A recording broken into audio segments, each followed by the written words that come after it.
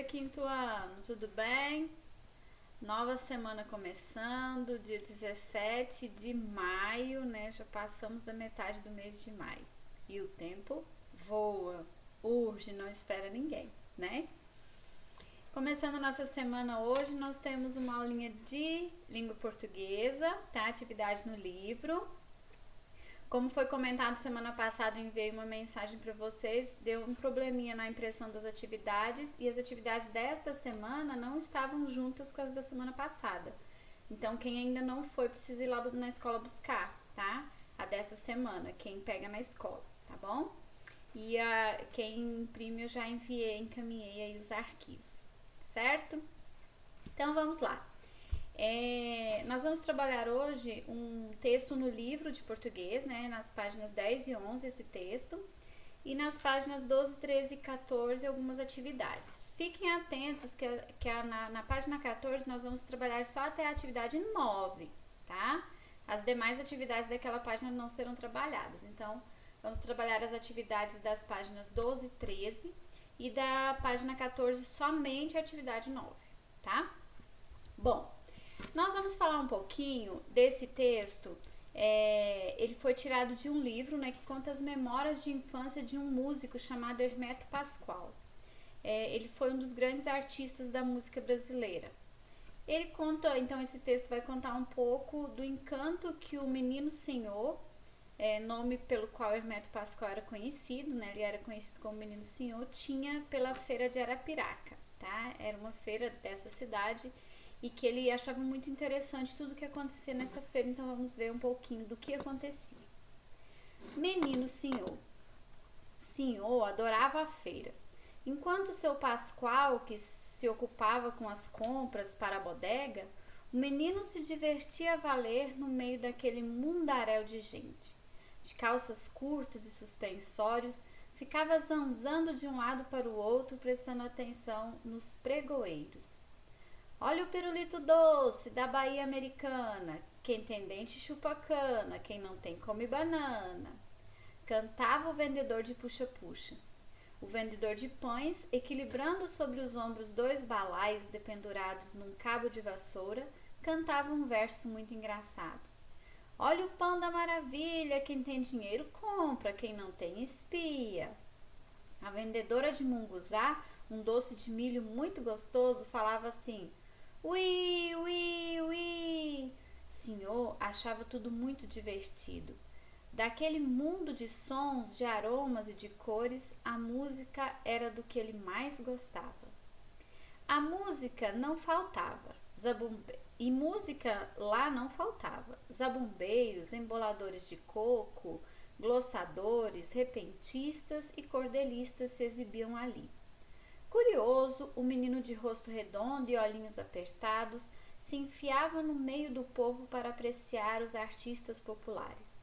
Tinha trava-línguas, era mais de 100 socó para um socó só coçar. Se a liga me ligasse, eu também ligava a liga. Como a liga não me liga, eu também não ligo a liga. Fui bem, né? Puxador de coco com seu pandeiro.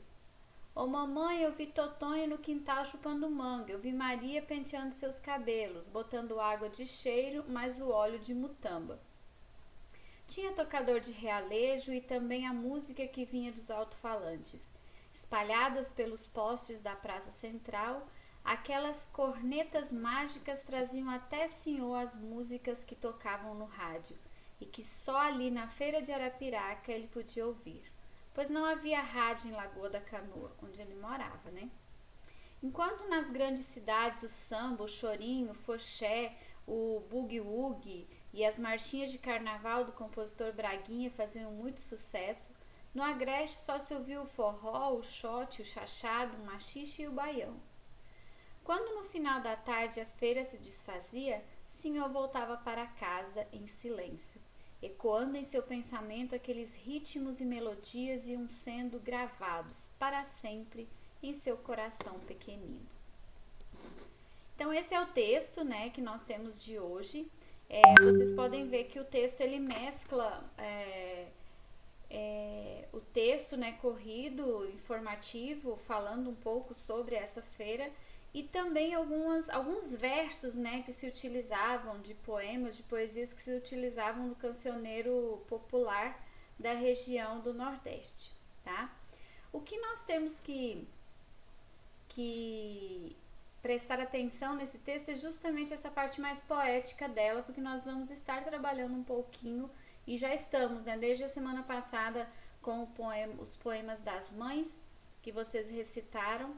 Nós estamos trabalhando um pouquinho, recordando as características do gênero poema, poesia, tá? Os textos poéticos. No meio do texto, voltando um pouquinho, nós temos os quadrinhos verdes que falam um pouco sobre o que quer dizer algumas palavras que não são do nosso dicionário popular, né? Enfim, do que a gente fala diariamente, tá? Nas 2 páginas vocês têm esses quadrinhos para vocês conhecerem um pouco de algumas palavras que estão ali, e elas estão em verde no texto. Quer dizer que se elas estão em verde no texto, o significado delas está nesse glossário, né, nesse quadrinho verde, tá? Aí no finalzinho do texto que nos interessa, tem um pouquinho falando sobre o Hermeto Pascoal, e tem uma foto dele, né, numa apresentação que ele fez em Londres, na Inglaterra, em 2016. E aí vamos para as atividades, tá?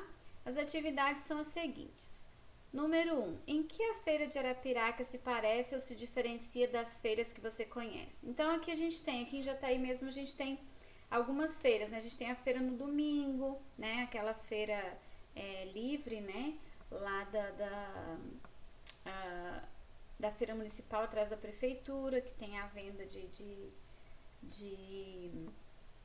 produtos agrícolas, né? Enfim, de horta, enfim.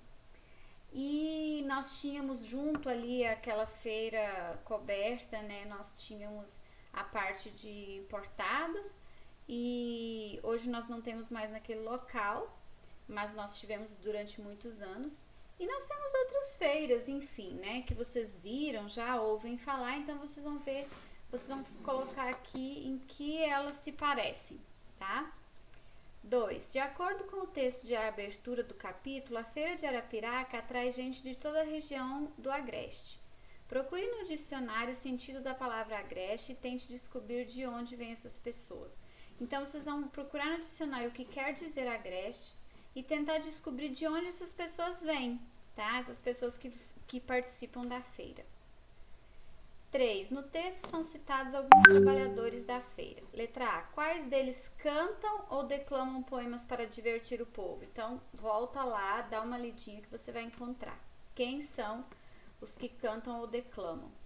E letra B. Quais deles divulgam seus produtos com textos curtos em versos? Então, quem fala os poeminhas, né, as quadrinhas, enfim, para chamar os clientes, né, os fregueses, se chama muito em feira os fregueses, né?